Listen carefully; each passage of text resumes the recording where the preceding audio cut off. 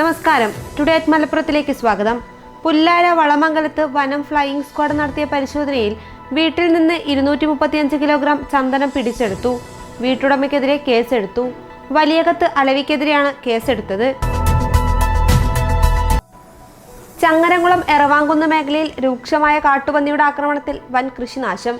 വിളവെടുപ്പിന് ദിവസങ്ങൾ മാത്രം ബാക്കി നിൽക്കെയാണ് എറവാങ്കുന്നത്തെ 10 ഏക്കറിലധികം വരുന്ന നെൽകൃഷി പന്നികൾ നശിപ്പിച്ചത്.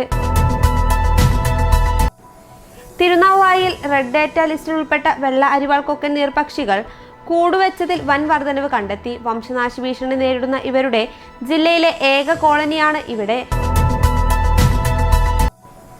മലയോര ഹൈവേ നിർമ്മാണം പൂർത്തിയാകും മുമ്പേ പൂക്കോട്ടുംപാടം അങ്ങാടിയിൽ പലയിടത്തും സ്ഥലം കയ്യേറി നിർമ്മാണ പ്രവർത്തികൾ നടക്കുന്നതായി ആക്ഷേപം.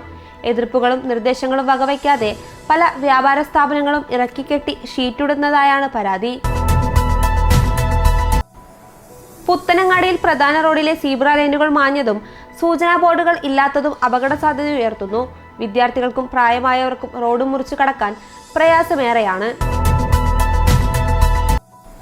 മാലിന്യമുക്ത ഗ്രാമം എന്ന സന്ദേശവുമായി കേപുരം സമന്വയവേദി നടത്തുന്ന തുടർ പ്രവർത്തനങ്ങൾ മാതൃകയാകുന്നു. കേരളാധീശ്വരപുരം മൂലയ്ക്കൽ കാളാട് റോഡിന്റെ ഇരുഭാഗങ്ങളിലും പരിസരങ്ങളിലും 2 മാസമായി അവധി ദിവസങ്ങളിൽ സമന്വയവേദി പ്രവർത്തകർ ശുചീകരിക്കുന്നു.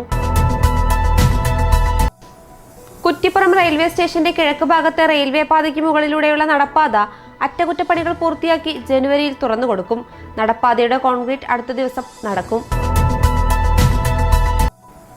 നിലമ്പൂരിൽ ലൈഫ് പദ്ധതിയിൽ അനുവദിച്ച വീടുകളുടെ നിർമ്മാണം വനംവകുപ്പ് തടസ്സപ്പെടുത്തിയതോടെ ജനിച്ചു വളർന്ന ഭൂമിയിൽ നിന്നും കുടിയിറക്ക് ഭീഷണി നേരിട്ട് 2 കുടുംബങ്ങൾ. ചാലിയാർ പഞ്ചായത്തിലെ കാനക്കുത്തിലെ കുമ്പാര സമുദായക്കാരായ മായന്നൂർ നാരായണൻ, സഹോദരി നാരായണി എന്നിവരാണ് ദുരിതത്തിലായത്.